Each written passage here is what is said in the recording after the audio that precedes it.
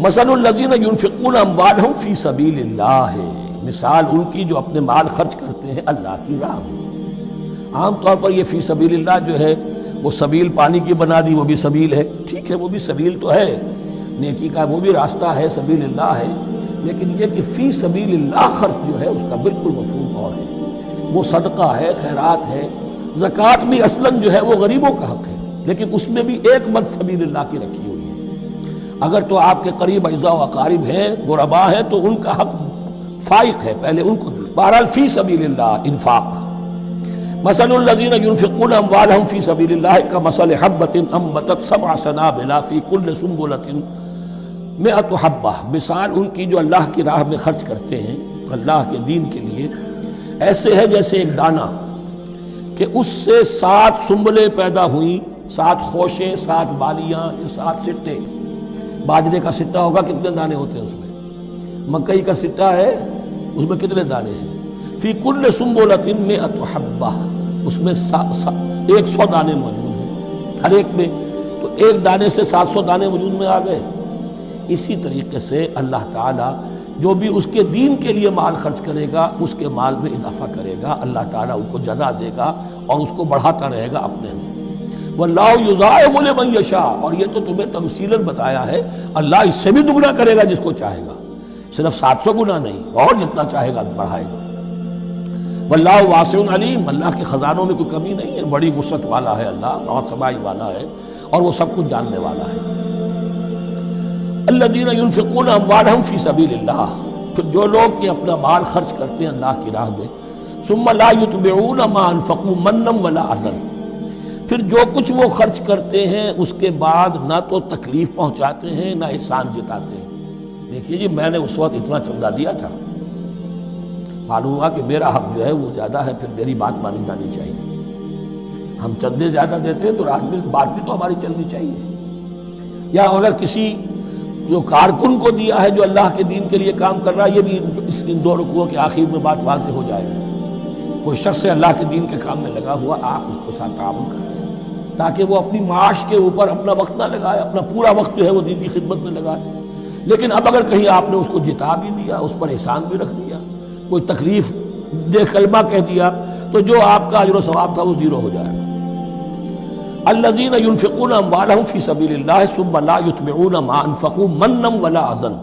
جو انفاق کرتے ہیں اس کے بعد اس کے پیچھے نہ تو جتلاتے ہیں نہ کوئی اور تکلیف پہنچاتے ہیں۔ لہم اجرہم عند ربہم ولا خوف علیہم ولا هم یحزنون، ان کا اجر ان کے رب کے پاس محفوظ ہے اور ان کے لیے مغفرت ہے۔ ولا خوف علیہم ولا هم یحزنون، ان کے اوپر نہ کوئی خوف ہوگا اور نہ کوئی ان کو حزن سے دوچار ہوں گے۔ قول معروف، بھلی بات کہنا، ومغفرہ اور درگزر کرنا، خیر بہتر ہے من صدقۃ، اس خیرات سے یتبعھا اذی، جس کے بعد کے اذیت پہنچائی جائے۔ کوئی آپ سے فرض کیجئے کوئی ضرورت کے لیے آئی گیا ہے، کسی نے ہاتھ پھیلا دیا ہے، تو آپ اگر آپ نہیں کر سکتے مدد، قول معروف، نرمی کے ساتھ جواب دے دیجئے، معذرت کر لیجیے۔ یا یہ ہے کہ اگر کسی سائل نے آپ کے ساتھ درستی کی ہے تو پھر بھی یہ ڈانٹیے نہیں، وَأَمَّا السَّائِلَ فَلَا تَنْهَرْ، پھر بھی یہ ہے کہ مغفرت، معاف کیجیے۔ یہ کہیں بہتر ہے اس سے کہ دے تو دیا، خیر من صدقۃ یتبعھا اذی، اس کے بعد اسے 2-4 جملے بھی سنوا دیے، کوئی اور سلواتیں بھی سنا دی اسے، تو اس کا کوئی فائدہ نہیں ہوگا۔ واللہ غنی حلیم، اللہ تعالیٰ غنی ہے اور حلیم ہے۔ یہ کیوں کہا گیا کہ تم اگر کسی کو دے رہے ہو تو اصل میں اللہ کو دے رہے ہو۔ ایک حدیث میں آتا ہے کہ اللہ تعالیٰ اپنے بندے سے شکایت کرے گا، اے میرے بندے تیرے پاس مال تھا، میں نے تجھ سے مال طلب کیا تھا، میں بھوکا تھا، میں نے تجھ سے روٹی مانگی، تم نے مجھے کھلایا نہیں۔ بندہ کہے اللہ تو غنی ہے، تجھے بھوک تجھے احتیاج ہے۔ وہ جو میرا بندہ تھا جو بھوکا تھا، اس نے جو مانگا تھا تجھ سے وہ میں ہی تھا، میرا بندہ تھا۔ الخلق عیال اللہ، تجھ سے کھانے کو نہیں دیا تم، گویا کہ مجھے نہیں دیا۔ اے میرے بندے میں ننگا تھا، میں نے تجھ سے میں چاہا کہ میرا ستر ڈھانپ دے، مجھے کوئی لباس دے دے، لیکن یہ کہ تو نے نہیں دیا۔ یہ اسی طریقے سے تو سمجھ لیجئے کہ اللہ تو غنی ہے، جو دے رہے ہو سمجھ لو کہ اللہ کو دے رہے ہو، اور حلیم ہے، وہ حلم والا ہے، فوراً نہیں پکڑتا تمہیں۔ تم جو بھی کرتے ہو جو دل سے اتری ہوئی شے وہ اللہ کے نام پہ دے دو، جو ردی چیزیں وہ اللہ کے نام پہ دے دو، تو اللہ تعالیٰ کی غیرت جو ہے اسی وقت اگر جوش میں آ جائے اور تمہیں پیس کے سرما کر دے تو وہ کر سکتا ہے، لیکن نہیں، حلیم ہے، وہ دیکھتا ہے کہ میری توہین کر رہا ہے، مجھے دے رہا ہے اور یہ دے رہا ہے۔ یا ایھا الذین آمنوا لا تبطلوا صدقاتکم بالمن والعزا، اہل ایمان اپنے صدقات کو باطل نہ کر لو، نسیہ منسیہ ہو جاتے ہیں، بالمن والعزا، جتلا کر اور کوئی اذیت بخش بات کہہ کر، کالذی ينفق مالہ رئاء الناس، ان لوگوں کی طرح، اس شخص کی طرح جو اپنا مال خرچ کرتا ہے لوگوں کو دکھانے کے لیے، دے تو رہا ہے صدقات، چیریٹی ہاؤس، بڑے بڑے ادارے قائم کر دیے ہیں، یہ کہ سب ریاکاری ہے۔ کوئی سرکار دربار میں رسائی کے لیے فاؤنڈیشنز بنے ہوئے ہیں، کچھ اپنے وہ ٹیکس بچانے کے لیے، کچھ اور اپنی ناموری، کیونکہ پھر الیکشن بھی لڑنا ہے۔ یہ سارے کام جو ہوتے ہیں اللہ جانتا ہے کس کی کیا نیت ہے۔ لا تبطلوا صدقاتکم بالمن والعزا کالذی ينفق مالہ رئاء الناس ولا یؤمن باللہ والیوم الآخر، جو ریاکاری کر رہا ہے وہ حقیقت میں ایمان نہیں رکھتا اللہ پر اور یوم آخر پر۔ یہ ریا اور یہ ایمان ایک دوسرے کی ضد ہے، جیسا کہ حدیث بار بار سنا چکا ہوں، من صلی یرائی فقد اشرکا ومن صام یرائی فقد اشرکا ومن تصدق یرائی فقد اشرکا۔ جس نے دکھاوے کے لیے نماز پڑھی اس نے شرک کیا، جس نے دکھاوے کے لیے روزہ رکھا اس نے شرک کیا، جس نے دکھانے کے لیے لوگوں کو صدقہ خیرات دیا اس نے شرک کیا۔ ولا یؤمن باللہ والیوم الآخر فمثلہ کمثل صفوان علیہ تراب فاصابہ وابل فترکہ صلدا، تو اس کی مثال اس چٹان کی سی ہے جس پر کچھ تھوڑا سا غبار، کچھ ریت جم گئی تھی، تو اگر کسی چٹان کے اوپر کچھ تھوڑی سی تہ آ گئی ہو مٹی کی، وہاں آپ نے کوئی بیج ڈال دیے، کوئی فصل بھی ہو گئی۔ فاصابہ وابل، اب آیا زوردار ایک بارش کا چھینٹا پڑا، زوردار بھی پڑا، فترکہ صلدا، وہ ساری اوپر کی تھوڑی سی تہ تھی، وہ مٹی بھی بہہ گئی اور آپ کی محنت بھی گئی، وہ آپ کا بیج بھی گیا اور آپ کی فصل بھی گئی۔ وہ چٹان جو ہے چٹیل چٹان وہ اندر سے نکل آئی،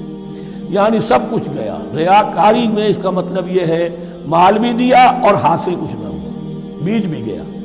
اور اللہ کے ہاں کسی اجر و ثواب کا سوال ہی نہیں۔ لا یقدرون علی شیء مما کسبوا، جو محنت انہوں نے کی تھی، اس تھوڑی سی مٹی جو جم گئی تھی اس میں بھی کچھ ہل چلایا تھا، کچھ بیج ڈالا تھا، اب اس میں کوئی قدرت انہیں حاصل نہیں ہے، سب کچھ گیا۔ واللہ لا یہدی القوم الکافرین، اور اللہ ایسے کافروں کو ہدایت نہیں دیتا، راہ عام نہیں کرتا۔ ومثل الذین ينفقون اموالهم ابتغاء مرضات اللہ، اس کے برعکس وہ لوگ، کوئی سائملٹینیس کنٹراسٹ، جب ایک ریاکاری کے خرچ کے لیے وہ ایک مثال دی گئی، تمثیل اور تشبیہ دی گئی، تو اب جو واقعتاً اللہ تعالیٰ کے اجر و ثواب کے لیے خلوص و اخلاص کے ساتھ خرچ کرتا ہے اس کے لیے بھی مثال۔ ومثل الذین ينفقون اموالهم ابتغاء مرضات اللہ، اور مثال ان لوگوں کی جو خرچ کرتے ہیں اپنے مال اللہ کی رضا جوئی کے لیے، خوشی حاصل کرنے کے لیے، وتثبیتا من انفسہم، اور اپنے عزم کی پختگی کے ساتھ، اپنے نفس کی پختگی کے ساتھ۔ کمثل جنت، ان کی مثال اس باغ کی ہے، بربوۃ، جو ذرا بلندی پر ہے، باغ ہے، جیسا کہ میں نے عرض کیا نیچرل باغ کا یہی تصور ہوتا تھا، ذرا اونچائی پر جو ہے پلانٹیشن ہے، ندی بہ رہی ہے کوئی دامن میں جس سے خود بخود اس کو اریگیشن ہو رہی ہے۔ کمثل جنت بربوۃ، یہیں سے یہ قادیانیوں نے لفظ ربوہ لے کر اور اپنا وہ شہر بنایا ہے پاکستان میں۔ اصابہ وابل، اب اگر اس باغ کے اوپر زوردار منہ آ جائے، بھی آ جائے، خوب بارش برسے، فآتت اکلھا ضعفین، تو اس کا پھل جو ہے دگنا ہو جائے گا۔ فإن لم یصبھا وابل فطل، اور اگر زوردار میںہ نہ آئے، بارش نہ برسے، تو تھوڑا بہت چھینٹا بھی پڑے گا تب بھی اس کا تمہارا پھل جو ہے وہ برقرار رہے گا۔ واللہ بما تعملون بصیر، اور جو کچھ تم کر رہے ہو اللہ تعالیٰ اس کو دیکھ رہا ہے۔ دروں بینی کرتے رہا کرو کہ تم یہ مال جو خرچ کر رہے ہو واقعتاً خلوص دل کے ساتھ، اخلاص نیت کے ساتھ اللہ ہی کے لیے کر رہے ہو، کہیں اس میں کوئی اور جذبہ، کہیں تمہارا غیر شعوری طور پر کوئی جذبہ شامل نہ ہو جائے، تو انٹروسپیکشن ہو، اپنے غریبانوں میں جھانکتے رہو۔ ایود احدکم ان تکون لہ جنۃ من نخیل واعناب تجری من تحتہا الانہار، کیا تم میں سے کوئی شخص پسند کرے گا کہ اس کا ایک باغ ہو اور کھجور کا درخت ہو اس میں، اور انگور کی بیلیں بھی ہوں، اور اس کے دامن میں ندیاں بہتی ہوں؟ نیچرل اریگیشن بھی ہے، کھجور کے درخت بھی ہیں اور بیلوں کی ٹٹیاں لگی ہوئی ہیں انگوروں کی، اور انگوروں کی بیلیں ہیں۔ لہو فیہا من کل الثمرات، اس کے لیے اس باغ میں ہر طرح کا میوہ ہے۔ فاصابہ الکبر، اب اس پر بڑھاپا بھی طاری ہو گیا ہے۔ وَلَهُ ذُرِّيَّةٌ ضُعَفَاء، اور اس کی اولاد ہے ابھی چھوٹی عمر کی، کم سن کے، کمزور ہے۔ فاصابہ اعصار، کہ اچانک اس باغ کے اوپر ایک ایسا بگولا، ایک ایسی آندھی آئی جس میں آگ ہے، فیہ نار، کوئی ایسا آگ بھری آندھی آئی۔ فاصابہ اعصار فیہ نار فاحترقت، پورا کا پورا باغ جل کر جلس کر رہ گیا۔ کذالک یبین اللہ لکم الآیات لعلکم تتفکرون، اس طرح اللہ تعالیٰ تمہارے لیے اپنی آیات کو واضح کرتا ہے تاکہ تم تفکر کرو۔ یعنی ایک انسان نے ساری عمر سمجھا ہے کہ بڑی میں نے نیکی کمائی ہے، میں نے یہ کیا ہے، میں نے فاؤنڈیشن بنایا، میں نے مدرسہ قائم کر دیا، میں نے یتیم خانہ بنا دیا، لیکن یہ کہ اچانک کسی وقت مانو آنکھ کھلے گی، جب آنکھ کھلی گل کی تو موسم تھا خزاں کا، معلوم ہوگا یہ تو کچھ بھی نہیں تھا، یہ تو گویا کہ ایک بگولا آیا سب کو جلا گیا، اس لیے کہ اس میں اخلاص تھا ہی نہیں، اس میں نیت جو ہے اس میں کھوٹ تھا، اس میں ریاکاری تھی، اس میں لوگوں کو دکھانا مقصود تھا۔ پھر حال وہی ہوگا جس طرح کہ وہ بوڑھا اب کفے افسوس مل رہا، اب کیا کرے، بوڑھا ہو چکا ہے، دوبارہ تو باغ لگا نہیں سکتا، لہذا جب وہ موت آ جائے گی تو گویا کہ اب اس کے لیے موقع نہیں ہے کہ دوبارہ کوئی کام اور کر سکے۔